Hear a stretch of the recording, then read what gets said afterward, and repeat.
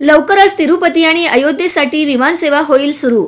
Fly 91 या गोवास्थित कंपनीची 23 डिसेंबरपासून गोवा सोलापूर व सोलापूर मुंबई अशी विमानसेवा सुरू होणार आहे। मुंबई इतकी सोलापूरकरांना तिरुपती मार्गावर विमानाची गरज आहे। गोवा पर्यटनापेक्षा तिरुपतीची क्रेज सोलापूरमध्ये जास्त आहे। मात्र तिरुपती व अयोध्या या मार्गावर विमानसेवा सुरू होण्यासाठी अजून काही दिवस प्रतीक्षा करावी लागणार आहे। अनेक वर्षाच्या प्रतीक्षेनंतर सोलापूरकरांना नागरी विमानसेवेचा लाभ घेता येणार आहे। आचारसंहितेचा अडसर नको म्हणून निवडणूक जाहीर होण्यापूर्वी 26 सप्टेंबर रोजी पंतप्रधान नरेंद्र मोदी यांच्या हस्ते सोलापूर विमानतळाचे ऑनलाईन उद्घाटन करण्यात आले।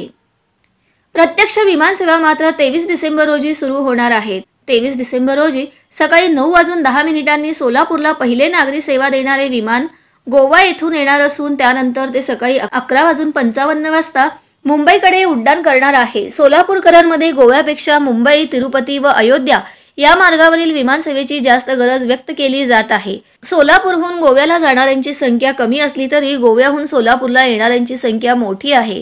गोव्यासह कोकणात स्वामी समर्थ भक्तांची संख्या जास्त आहे। विमानसेवेमुळे सोलापूरचे धार्मिक पर्यटन वाढू शकते। मात्र त्यासाठी येथील हॉटेल चालक, रिक्षा, टॅक्सी चालकांनी आदरातिथ्याचे धडे घेणे आवश्यक आहे। सोलापूरची यापूर्वीची प्रतिमा मोडून काढावी लागेल।